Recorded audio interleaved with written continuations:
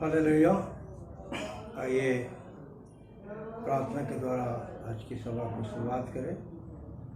अनुग्रहकारी सच्चा और जीवित परमेश्वर पिता, हम आपके करीब आते हुए दुआ करते हैं परमेश्वर, आज के पिता परमेश्वर इस समय में जो प्रभु आपके वचन से पिता परमेश्वर बोलने जा रहे हैं, प्रभु हमारे होठों को प्रभु अपनी वेदी की आग से छुए प्रभु जी, और पिता परमेश्वर जो कुछ हमें बोलना है तो आपके आत्मा के नियंत्रण में होकर बोलना पाए प्रभु, हमारी नहीं आपकी महिमा हो। इस पिता परमेश्वर इस सभा को प्रभु शुरू से आखिर तक हम आपके पवित्र हाथ में सौंप देते हैं। राजा दया करे, अनुग्रह करे, दया करे, सारा आदर जलाल प्रभु जी हम आपको देते हैं। ये छोटी सी विनती उद्धार करता प्रभु यीशु मसीह के पवित्र नाम से मांगते हैं, सुनिए और स्वराज में ग्रहण कीजिए, आमीन। आशीष तुझसे चाहते हैं हे स्वर्गीय पिता, आते हैं। आशीष तुझसे चाहते हैं हे स्वर्गीय पिता, आते हैं।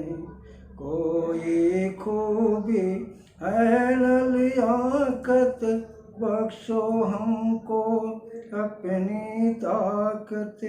कोई खूबी है लियाकत, बख्शो हमको अपनी ताकत। खाली दिलों को लाते हैं, खाली दिलों को लाते हैं हे स्वर्गीय पिता, आते हैं। आशीष तुझसे चाहते हैं हे स्वर्गीय पिता, आते हैं। हमने बहुत खताएं की है, रहनी कम जफाएं की है। हमने बहुत खताएं की है, रहनी कम जफाएं की है। शर्म से सिर झुक जाते हैं, शर्म से सिर झुक जाते हैं हे स्वर्गीय पिता, आते हैं। आशीष तुझसे चाहते हैं हे स्वर्गीय पिता, आते हैं।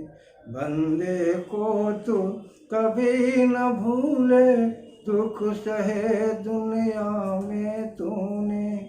बंदे को तू कभी न भूले, दुख सहे दुनिया में तूने। उसे प्यार को चाहते हैं, उसे प्यार को चाहते हैं हे स्वर्गीय पिता, आते हैं। आशीष तुझसे चाहते हैं हे स्वर्गीय पिता, हम आते हैं। प्रभु के नाम की महिमा हो। आज संदेश में जाने के लिए प्रभु ने मुझे फिर से एक बार इस्तेमाल किया, जिससे मैंने गीत गाया।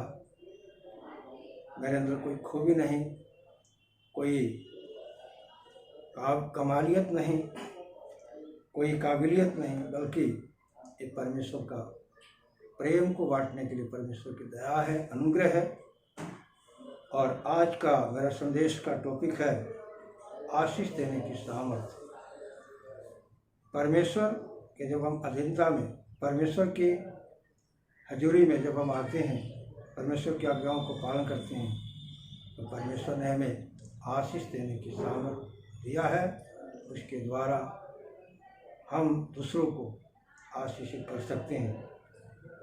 आशीष देने की सामर्थ्य मेरे अंदर है। इस प्रकार से वचन में लिखा है, जैसे हम प्रेरितों का काम उसका 10 का 38 वचन को पढ़ते उसमें इस प्रकार लिखा है, परमेश्वर ने किस रीति से यीशु नासरी को जो पवित्र आत्मा और सामर्थ्य से अभिषेक किया, वह भलाई करता और सबको शैतान के सताए हुए थे अच्छा करता फिरा, क्योंकि परमेश्वर उसके साथ था।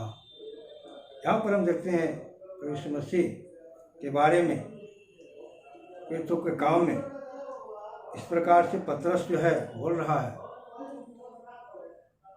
यीशु मसीह जिसको परमेश्वर ने अभिषेक किया वो भलाई करता फिरा। इसका कारण था वो परमेश्वर था, परमेश्वर उसके साथ था। उसी प्रकार जब हम परमेश्वर की आज्ञाओं को मानते हैं तो उसका वायदा है, मैं जगत के अंत तक सदैव तुम्हारे साथ हूँ। मत्ती के 28 का 20 वचन को जब पढ़ते हैं तो वहाँ परमेश्वर का आज्ञा है कि मैं सदैव तुम्हारे साथ हूँ। परमेश्वर हमारे साथ है, हम आशीषित हैं और दूसरों को भी आशीषित कर सकते हैं। यहाँ पर इसी बात को लिखा हुआ है, उसी के समान जीवन बिताना चाहिए ताकि हम दूसरों के लिए आशीष का कारण बने। मत्ती 5 का 16 में लिखा है, उसी प्रकार तुम्हारा उजाला मनुष्यों के सामने चमके कि वे तुम्हारे भले कामों को देखकर तुम्हारे पिता की जो स्वर्ग में है बड़ाई करें। जब हम परमेश्वर के वचन को, आज्ञाओं को पालन करते हैं और तो हमारा भलाई करने का जो उजाला है ये लोगों के सामने चमकने लगता है और हम दूसरों को भी आशीषित कर सकते। इस प्रकार से यहाँ पर लिखा है। फिर हम ऐसा देखते हैं इफिसियों उसका 2 का 10 में लिखा है, क्योंकि हम उसके बनाए हुए हैं और मसीह ने उन भले कामों के लिए सृजे गए जिन्हें परमेश्वर ने पहले से हमारे करने के लिए तैयार किया है। यहाँ पर लिखा है, हम परमेश्वर के भले काम के लिए, परमेश्वर के भले काम के लिए सृजे गए। पहले से परमेश्वर ने हमें भले काम के लिए तैयार किया है। तो यहाँ हम देखते हैं यीशु मसीह खुद भलाई करते फिरा, क्योंकि परमेश्वर का अभिषेक था और परमेश्वर उसके साथ था। और जब हम उसकी आज्ञाओं को मानते हैं तो हम भी परमेश्वर को, इस भलाई को देख सकते हैं, क्योंकि परमेश्वर हमें भले काम के लिए सृजा है।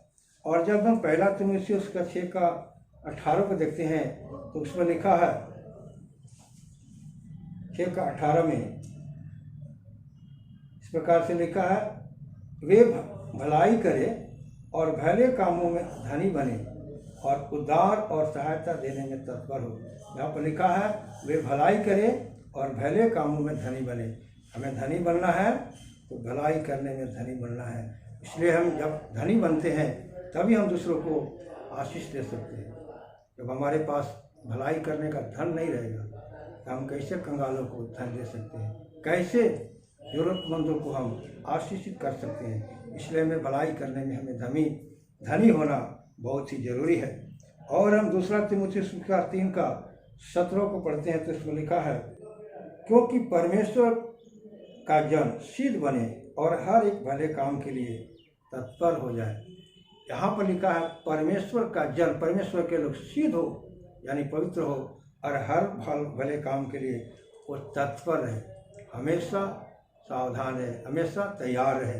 इस प्रकार से परमेश्वर के वचन में लिखा है। फिर अगर हम गलातियों की किताब उसका 6 का 10 को देखते हैं तो इसमें लिखा है, इसलिए जहाँ तक अवसर मिले हम सबके साथ भलाई करें, विशेष करके विश्वासी भाइयों के साथ। यहाँ पर लिखा है, जहाँ तक हमको अवसर मिलता है हम सबके साथ भलाई करें। यहाँ पर लिखा विशेषकर जो प्रभु के भय मानते हैं, जो प्रभु के लोग हैं, उनके साथ करने के लिए हमारा परमेश्वर विशेष करके हमें इस बात के लिए बताता है। भलाई तो करना है सबके साथ, लेकिन विशेष करके अवसर मिले तो अपने भाइयों के साथ में ज़्यादा करने के बारे में यहाँ पर बताया गया।